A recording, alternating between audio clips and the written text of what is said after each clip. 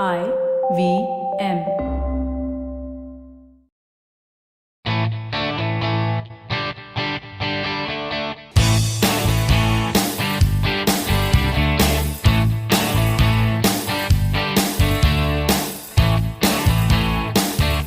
Hello and welcome to a brand new episode of the Musafir Stories, India's very own travel podcast, where each week we share the journey of travelers in their own words and relive their experiences with you, our listeners. Hey guys, welcome to a brand new episode of the Musafir Stories. Hope you're all well and keeping safe. On the podcast today, we host Muhammed Shihad, a heritage enthusiast who also happens to be the founder and director at Kannur City Heritage Foundation. Shihad takes us to this very underrated yet significant port city of Kannur and shares some wonderful trails his company does around the area. Let's hop onto the episode and find out more.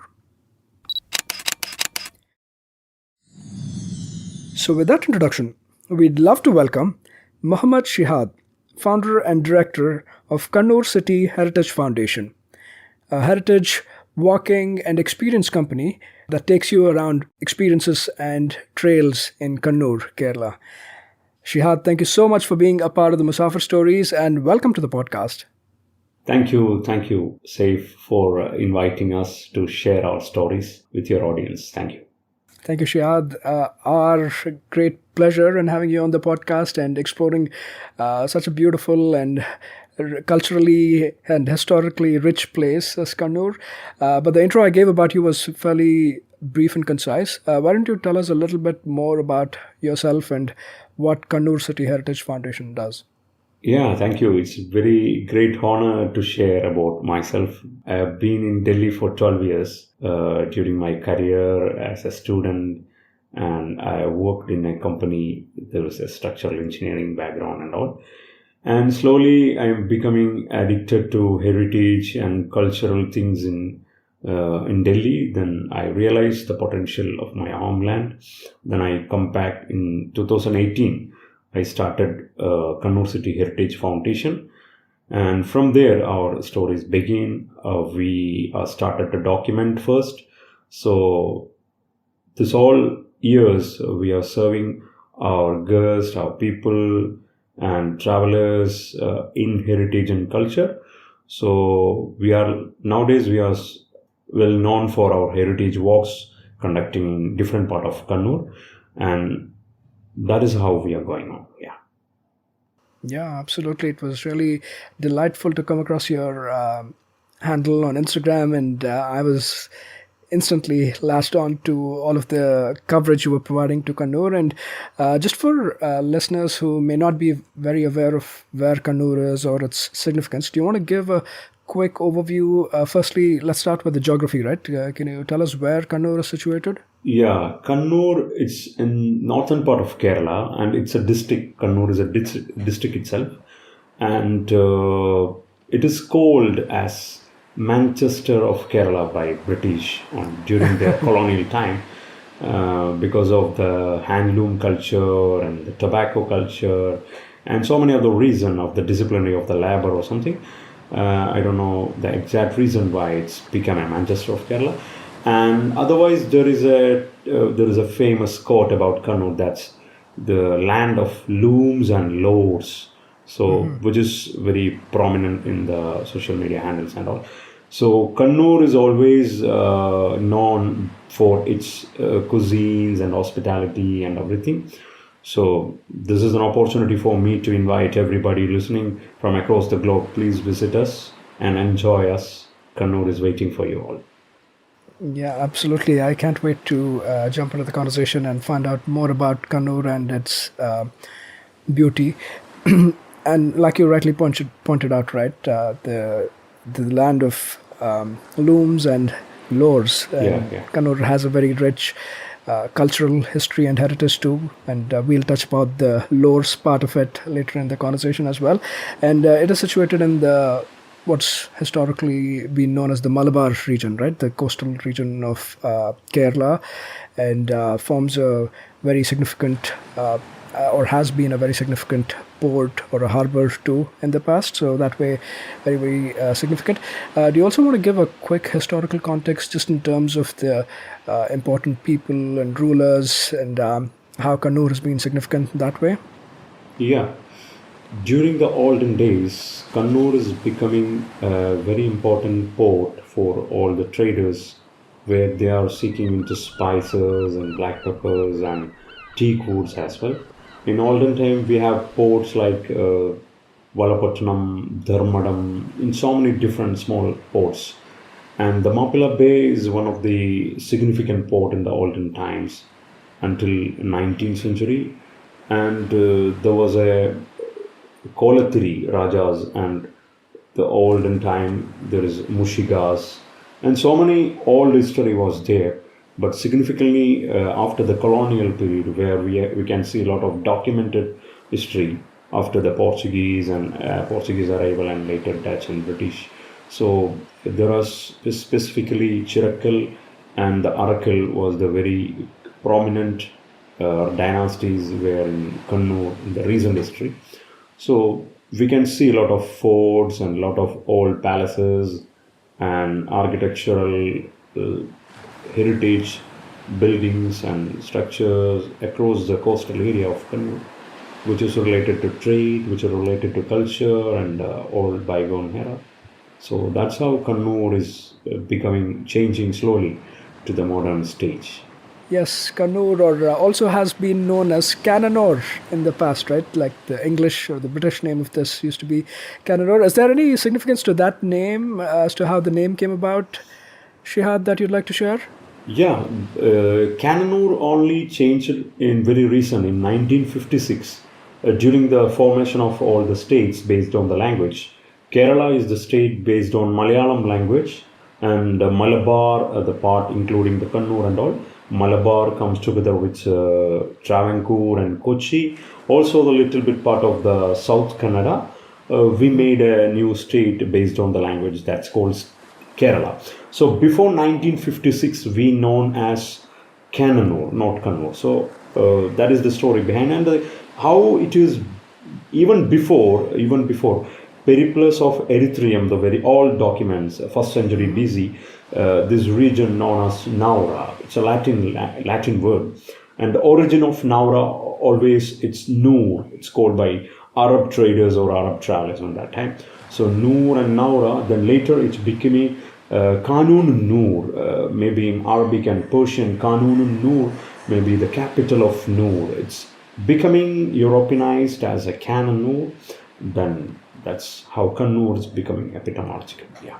Yeah, some very interesting insights there, and thank you for sharing those with us, Shihad.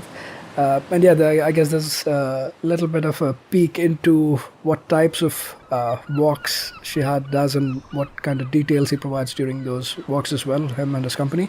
Now let's jump into the importance and the background to Kannur itself, right? Starting with the important places that you take your visitors around during your heritage walks and heritage trails.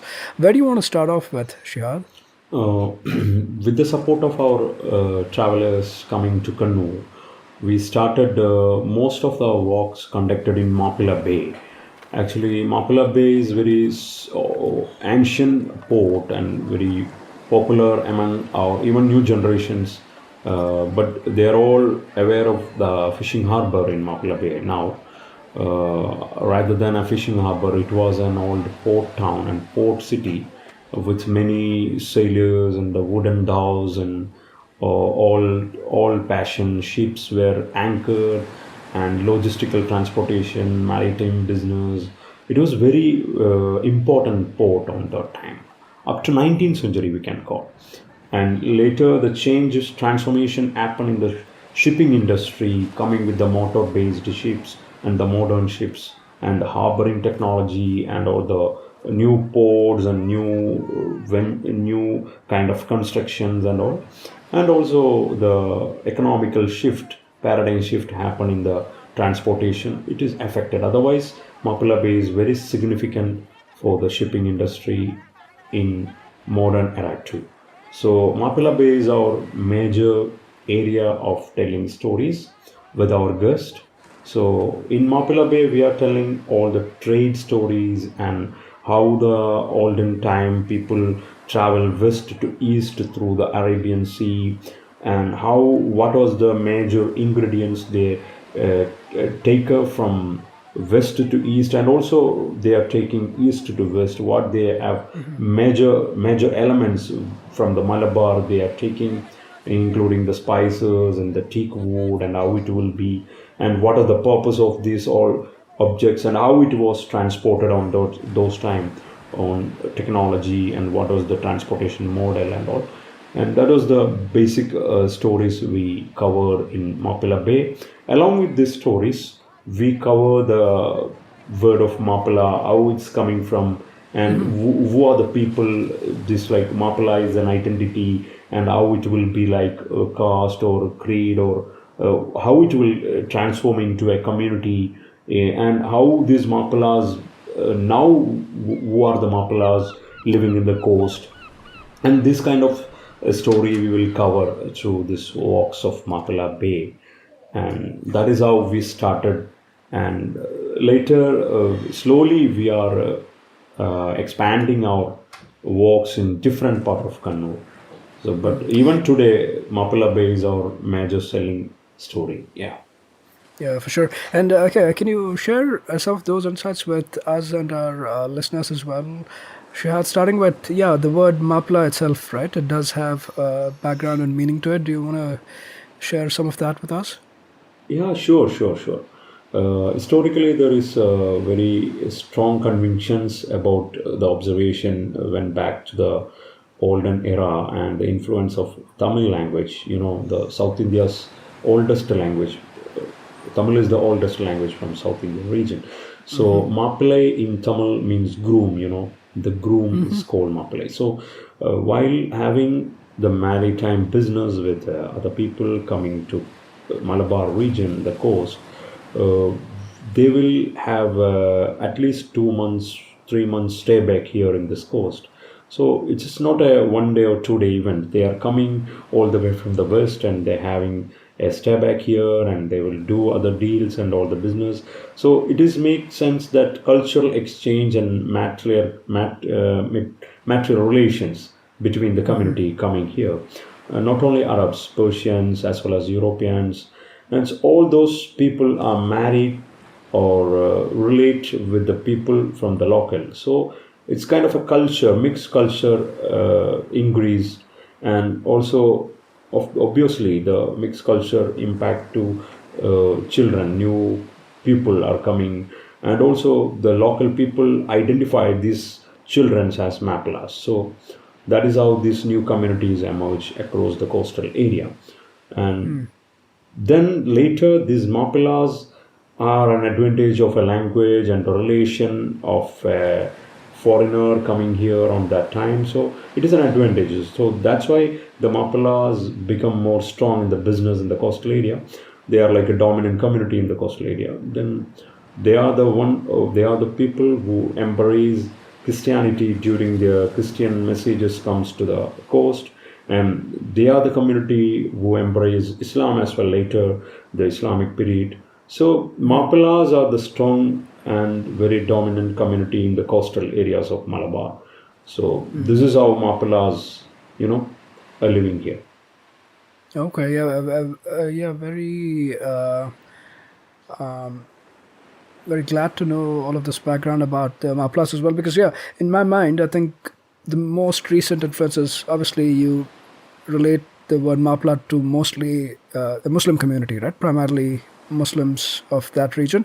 But it's good to know the background that this is primarily the trading community, and over time they've like most recently accepted Islam and become Muslim. So that's just a misconception, I think, that these are just Muslims, right? They have basically the community that's been formed there over ages, and that's how the term also has become so popular. Yeah, and, even before the arrival of Islamic message, Mapillas were there, yeah. Right. Yeah, so very good to know that. I was aware of the Mapilla or Mapillai term, right? Like you said, the groom, the Tamil word for it. But I just never knew that was the same reference or influence that is on the Mapilla community here in Kerala. Really, really good to know that, and thank you for sharing that. And like you also rightly mentioned, the port, the Mapilla Bay, has been a center for a lot of trade for a long, long time, right? Goes back to centuries, and not just as recent as the Arabs, but even before that, right? Greeks, Romans, a lot of Europeans as well were visiting here, and even a lot of travelers, for that matter, right? Be it Marco Polo or Ibn Batuta, Fahien, like a lot of travelers also have mentioned about Kannur and their visits here, and this being the emporium of spices or spice trade. That's how Marco Polo referred to it as. So very, very significant place, and glad that your walks also start off at this Mapilla Bay, which is basically the gateway to all of this trade and stories and the rich cultural heritage of Kannur. So after spending some time here and sharing some stories, where do you head off to from Mapilla Bay? We take people into the fishing harbor because currently we have a fishing harbor. So we will take people into fishing harbor and we will walk through the different part of harbor. According to the weather, we will walk around the shades, and having this all the bygone era, we will have a brief about where it's a wind coming and how it's coming to west and east, and the monsoon wind, which you already talk about all these travelers, Marco Polo and Ibn Batuta and all because of the geographical and natural, natural support. Otherwise, nobody can reach, because with the support of monsoon wind, they are traveling west to east and back east to west. So that is how this olden port were emerged through the business. So it's a support of geographical and natural things. So we cover all these things, the stories, and the other part of Mapilla Bay is in the northern side, that is St. Angelo Fort. So we have a specific walk on St. Angelo Fort about the fort story as well. So it's about three different influences of European influence, colonial influences. So it starts from the 15th century, late 15th century, start from the arrival of Portuguese and negotiation, and it started with colony, then the land they taken, then they started building a fort for their business, and how it will go through like 157 years they have been here in Kannur, and they utilize the fort and utilize the potential of the port as well for their business, and then trying to monopolize the business of Mapilla Bay. And during that whole time, it was not easy for them.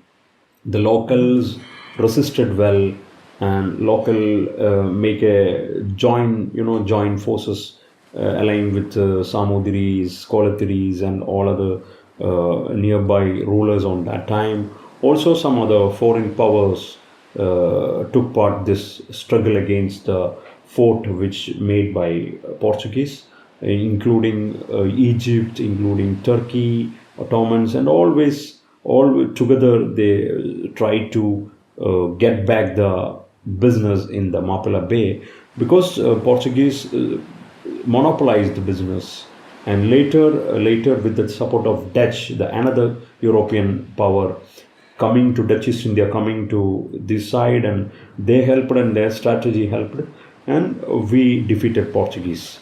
Then again, Dutch made a deal with the local rulers, including Arakkal Royal Dynasty and all, for 100 years, and they managed and emphasized the fort for 100 years again. Then later, after the deal, Arakkal Royal Dynasty bought the fort back, and they coming back to their own control, in the complete control of Mapilla Bay. But unfortunately, after 27 years, another European power, British East India Company, they are coming to Malabar and started dominate their power in the trade and the business, in the economy.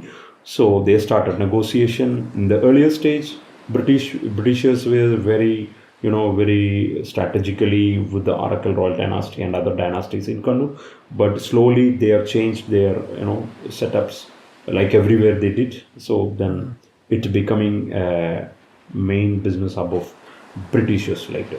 That is how I told you in Fort we are covering all these three different European colonial influences and stories, and through available evidences and available heritage elements in the fort premises.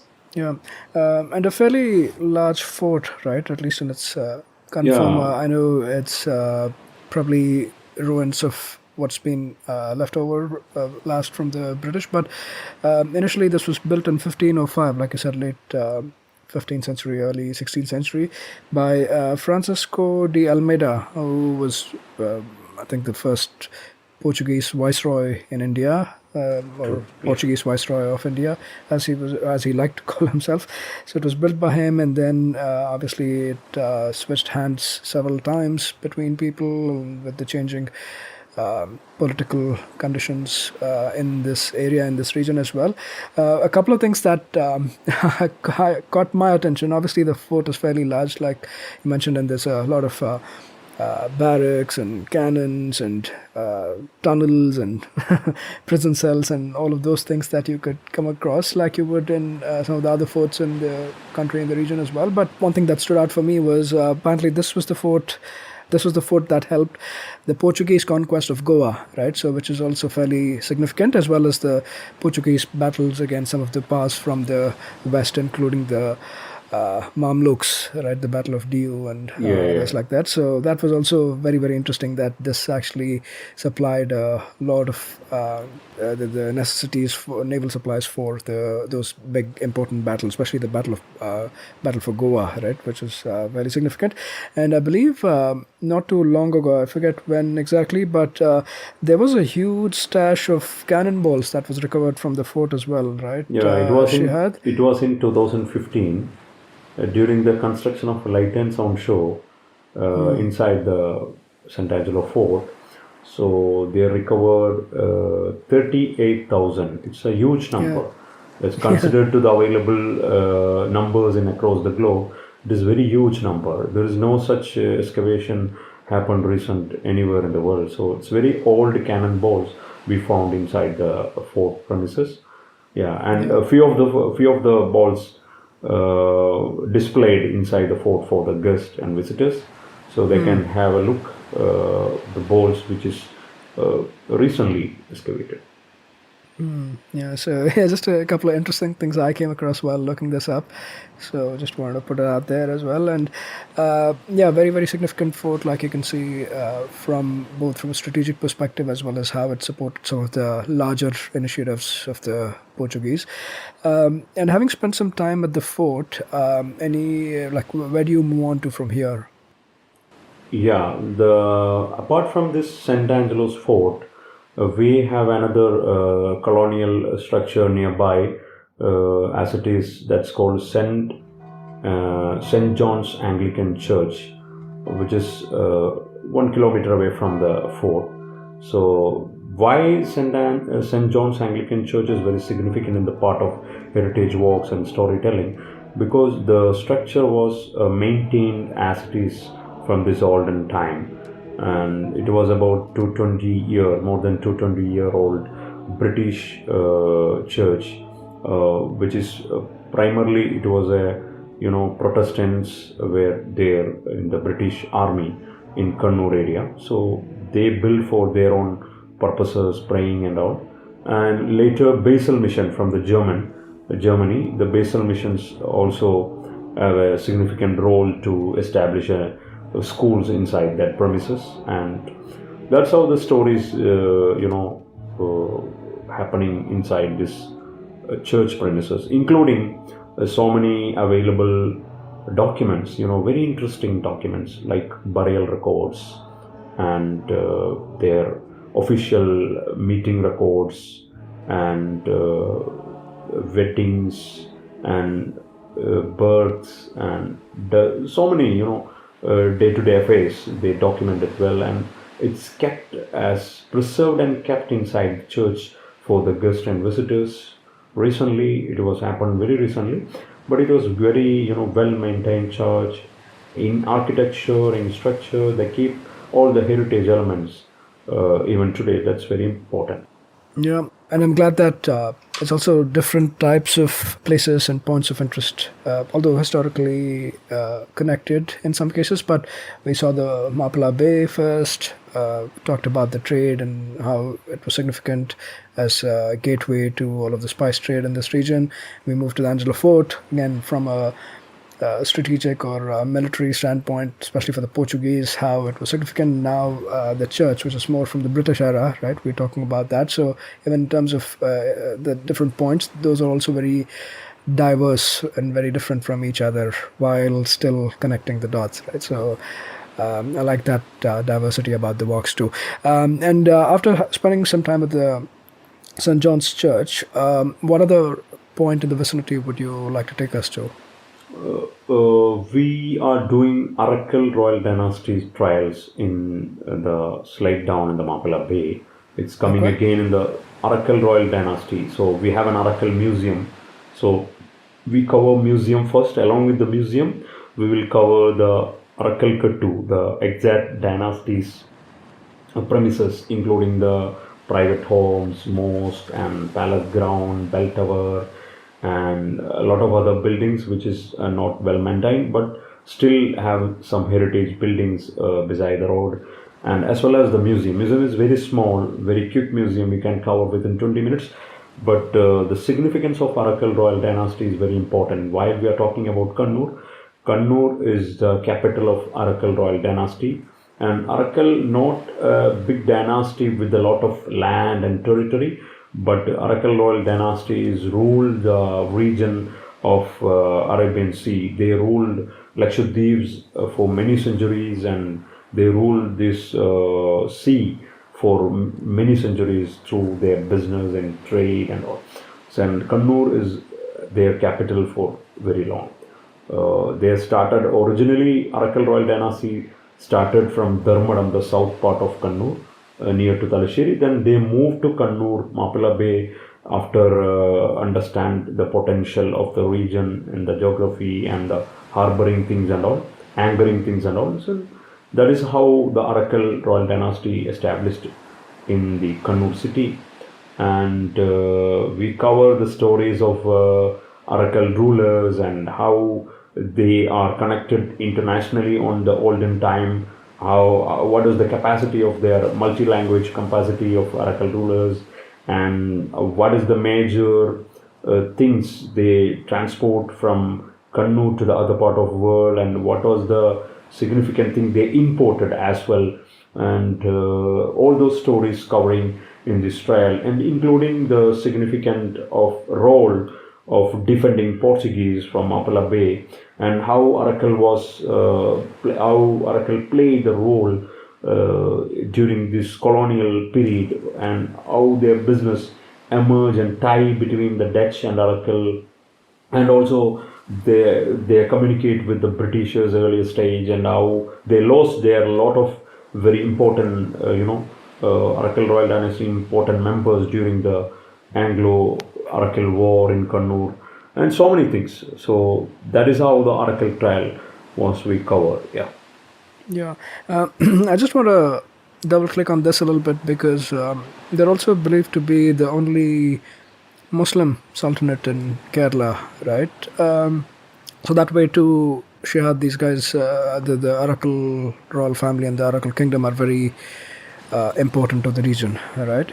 Yeah, because of we have more than hundreds of local dynasties before becoming a Kerala, because during this colonial period and all centuries. So Arakkal is one of the only dynasty from the Muslim community, and one of the very significant dynasty related to trade and colonial relations and transportation things and all.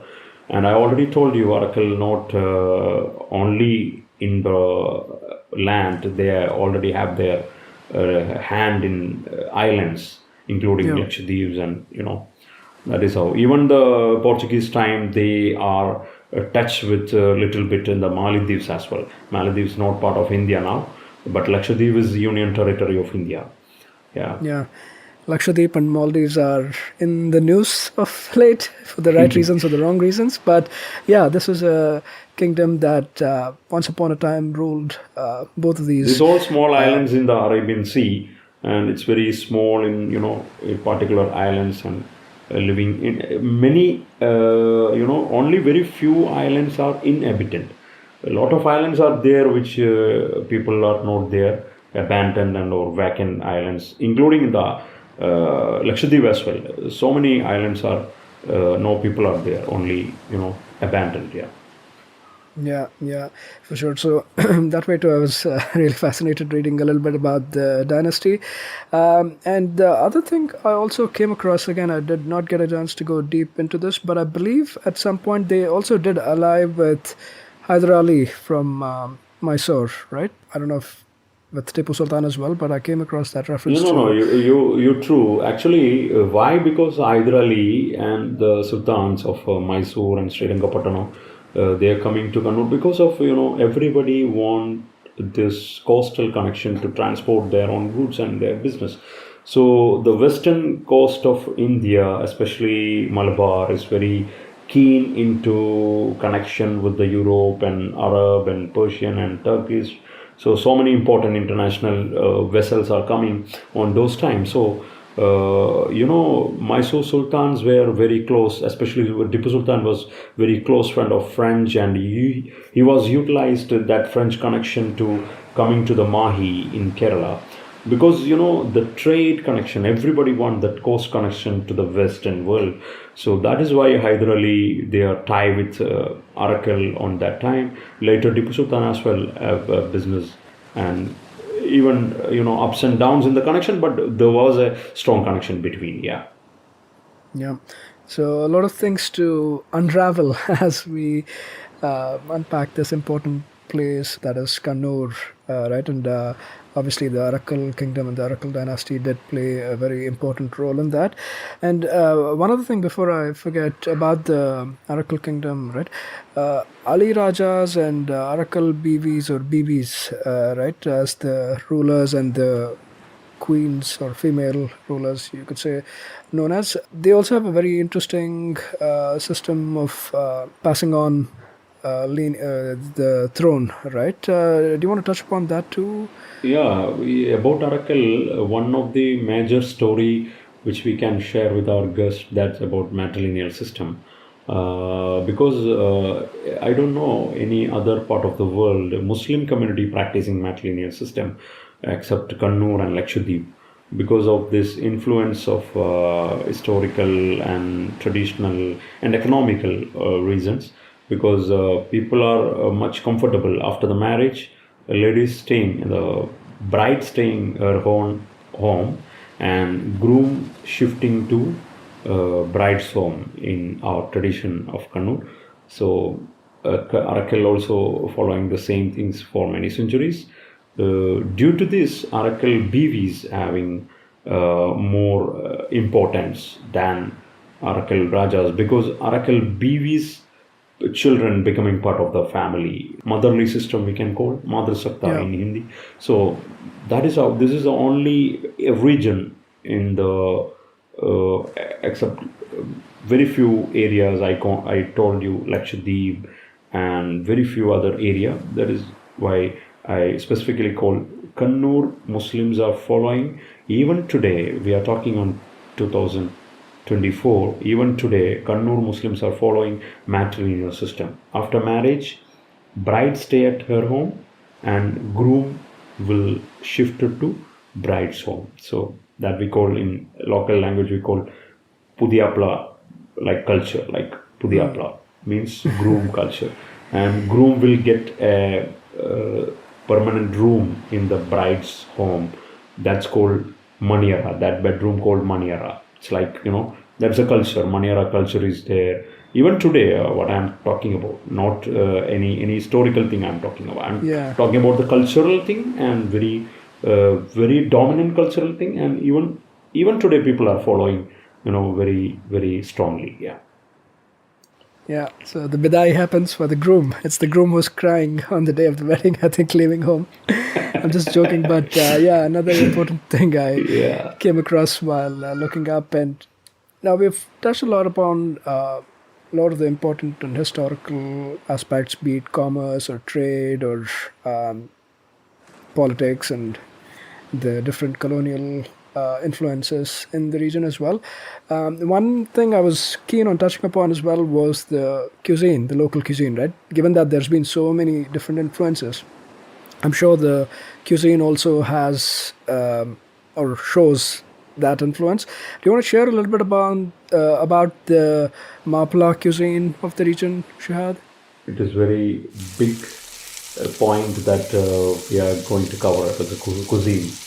Cuisine is the great and big points about Kannur because heritage have two different parts. One is tangible heritage like forts and artifacts in the museum and old manuscripts and so many things are tangible heritage, but the food is intangible heritage and more significant thing which you can share your culture and your past, your history to the other generation, to the upcoming generation. So intangible heritage including the food and music and so many dance rituals and so many things, but foods are very important in Kannur. I can say that if you're visiting Kannur, you have to experience the Mapilla cuisines and the delicacy which is available in the different part of region, especially Kannur city, especially their culture. So that is how even we organize food trials in the region, including the biryani, the stories of biryani, and the stories of the snacks and all, because the culture make this opportunity, this advantage of cuisines, because you are staying after your marriage, after your culturally you are staying your bride's home, and there is no stories of fight between mother-in-law and daughter-in-law. There is always in Kannur there is always a story or affection between mother-in-law and son-in-law, because son-in-law staying in the bride's home. And also I already shared the colonial influence and trade influence and the global influence which helped to experiment a lot of different taste and different recipes in the coastal region in the Mapilla homes. And even today we are very happy and blessed with the magical hands of our women and our homemakers, and that is how our experience enhancing every day with our guest. Otherwise only stories not make change. The major role in our experience, that is about the food. While even now I am talking to save with the support of the technology, otherwise I can make this conversation between us. There will be a big dum biryani and another platters of Mapilla cuisine and the dishes from different variety dishes in our culture. So that is how the normal conversation happening in our region, in our city. Yeah, and also, do you want to touch upon some of the popular dishes from the Mapilla cuisine? I know, unfortunately, I can't taste them right now, but at least in my mind, I could devour on them and listen to you, and perhaps one day meet and dine with you and sample all of these. Any of the important or your favorite ones that you'd like to call out, Shihad? Because of the time limits, I cannot go all the dishes. One of my favorite, I can say one of my favorite, that Muttamala in Malayalam. Mutta means eggs. Mala means mala, it's in English, I think, as a golden hair or golden garnish or something. But it's actually a Portuguese influenced dish. It's called Fio de Ovos in Portuguese. So you can find the same dish in Lisbon, Portugal, and you can find the same dish in Kannur. And it is part of all the feast, all the major receptions and all the major meetings in home, family meetings and all, including wedding ceremony and everything. It's actually made out of egg. And the egg have two parts. One is white and one is yellow. So we separate all these things white and yellow. And yellow we used to sugar and sugar syrup and flavored with cardamom. And that is a yellow part, and it's shaped to hair, golden hair, like a beautiful hair. It was very loose, and it also made out of egg shells, and we having a small holes in the eggshells. And after the preparation of the this sugar syrup and all, we use that eggshell itself to make this part. And the other part is white we steamed with support of the vessels, and it's like a cake, so soft, very fleshy cake. So after we served along with this cake, and the top there is a yellow part, so it will be muttamala, and it's very, very yummy, very tasty, very sweet, and it's served as a sweet dessert after the main course. So it's called Fio de Ovos in Lisbon in Portuguese. I'm not sure about the pronunciation, but that's how it's written in English. Yeah, for sure. And even the biryanis of the region, right? I know we're speaking about Kannur city primarily, but Malabar biryani in general, or thank you for bringing biryani in our conversation. Because a biryani is a universal recipe. Everywhere you can find biryani, wherever the traditional community lived in with their own royal privileges and luxury, because it's not easy to make a biryani in olden time, because lot of ingredients you need to make sure on your table before start your biryani recipe. So it was very big luxury in the olden time going to make a biryani. But nowadays everything on your market, as a globalization happened, and everything available in your nearby market. So it is very easy today to make a biryani. But I can take one point in this conversation for your audience. That is not about biryani, that is specifically about fish biryani. Because there are a lot of people are saying biryani's origin to Persia, or biryani is coming from there and here and there and there. But I can take this point that fish biryani, especially kingfish biryani or prawns biryani, so many fishes, skewed biryani. So this kind of culture is specifically very strong and very dominant in the Malabar region. I cannot say it's only in Kannur, but in the Malabar coast you can find the culture of fish biryani. So once you're visiting Malabar in Kannur, you can try fish biryani other than other biryanis, because all other biryanis everywhere in a different taste and different, slight masalas and slight changes of, ingredients, add-ons and all. But fish biryani is major contribution of Malabari coastal Mapilla people of Kerala, and it was very delicious and one of my favorite. Yeah, for sure. There's no dearth of biryanis in India and in some other parts of the world as well. But the unique thing is like each region or each place has their own, and Kannur certainly has its own. And even Talacheri biryani, I keep hearing that it's very unique, and also has obviously the influences, like I said, through trade of Arab and Yemeni cuisines as well. We do trials in Talacheri as well, because it's only 20 kilometers away from our Mapilla Bay. So Talacheri was a capital of British East India Company, and they made a fort there, and they established their administration, collectorate and banks, and all those things are there. So Talacheri is very important trade port city on that time. And in Talacheri dum biryani was very famous.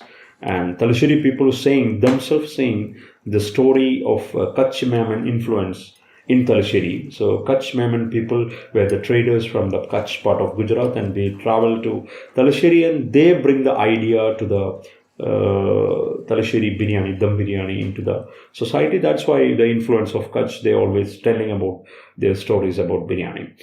And technically this is a part of the Kannur district, right? Even Talacheri is a part of the I told you district. It's only 20 kilometers difference. Yeah, for sure. So, so a lot of things to savor and sample while you're in Kannur. And obviously, one cannot forget the banana chips, right? I know even within Kerala, there's like different varieties of banana chips, but while you're in Kannur, definitely try them out. And for some of you who might prefer vegetarian dishes, there's obviously no dearth of that either. And the sadhya is very popular in Kerala, so make sure you try that out. But bottom line is basically Kerala cuisine is very unique, and even within region to region in Kerala it varies. And while in Kannur, you can sample some of the delicacies from this region as well. Now, as we start to wrap up the conversation and the different trails you do, one other very, very significant and prominent aspect of Kannur heritage and culture is the Theyyam, right? Do you want to give us and our listeners a little bit of a background about what Theyyam is, and if you do any trails that are focused around Theyyam, Shihad? Yeah, sure. I would like to because Kerala becoming a big attraction to the travelers and the global tourism map because of Ayurveda, and I can say Theyyam is the reason for Kannur becoming an attraction for international travelers.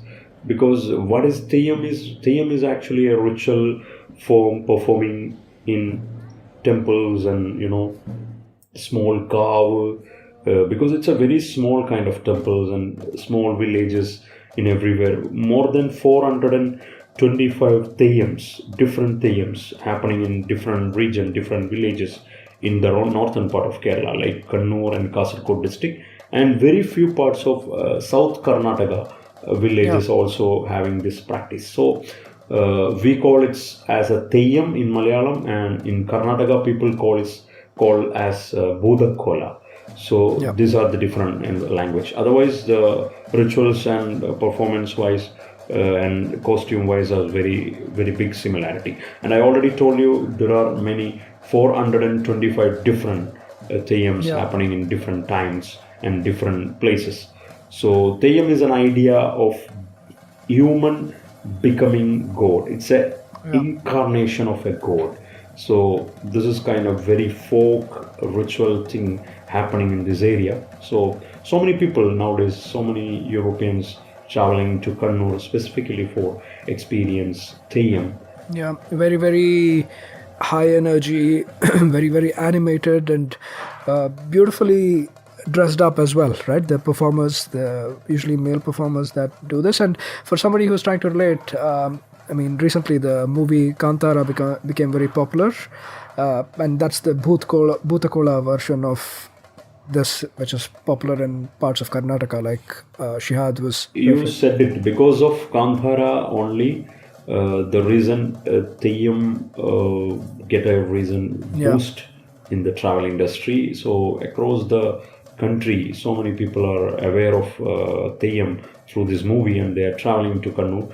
And I also taking the opportunity in this conversation. I am also inviting everybody to visit Kannur for Theyyam once in a life. Yeah, please. Absolutely. It's marvelous, and it's basically human taking on the form of a god, right? So beautifully dressed up too. Especially in Kerala, I see that a bit more, where the dress up like bright red colors, the face painting plus the other gear as well, bright red, right? So really some marvelous things to look at.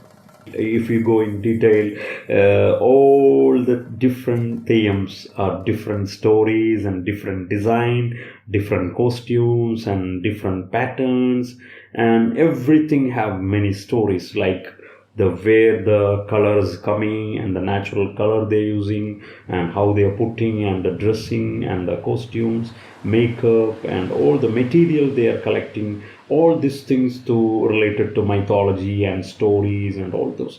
Very interesting, but it's very short time for discussing for that. Yeah, we probably need another episode doing just Theyyam and its intricacies and its beauty. But yeah, thank you so much. And for somebody interested in finding out more about these trails you do, how they can sign up for it, what's the best way to connect with you? Yeah, they can connect through our social media handles and our website and our email IDs and our contacts. That's how the normally we do. And City Heritage, CITY Heritage. That is how we known in social media. And you can mail us that mail @cityheritage.in and www.cityheritage.in. That is our website. And also we have a communication WhatsApp number, that is +918377024979. Yeah, no, absolutely. We'll make sure to include all of these links as well as contact details in the episode description and the show notes, so that way listeners can easily access and reach out to you. And I would highly recommend anybody visiting Kerala. Obviously, Kerala, it is a beautiful place and has a lot of things to offer, but we usually tie this only to maybe the houseboats and beaches and natural beauty and Ayurveda, but there's a lot more even beyond that. And if you're in this region, in the Malabar region in Kannur, certainly do sign up with Shihad and City Heritage to experience some of these marvelous stories and trails about Kannur and its historical connections, be it the trading connection to the colonial influences to the cuisines, right? So a lot of things to offer. I'll be honest, Shihad, my curiosity about Kannur grew after I watched Kannur Squad, Mammootty's recent movie. I know it doesn't have anything to do with Kannur that much apart from the squad being from Kannur, but I started digging in, and that's where I came across City Heritage, and I'm glad that we were able to connect, and my world was open to all of these marvelous things about Kannur. It's such a historical and such a significant place. So thank you so much, Riyad, for being on the Musafir Stories and sharing these. I'm thanking you for this. It's a privilege and it's a great honor for us to communicate and share all these details through your platform. And thank you. I'm just inviting you to experience because then only I can express my gratitude with my hospitality and hosting and all these recipes I can share already. Thank you, Shihad. So glad and honored to have you on the Musafir Stories. That was yet another great episode on the Musafir Stories. Make sure to show us some love by sharing the podcast with your friends and family.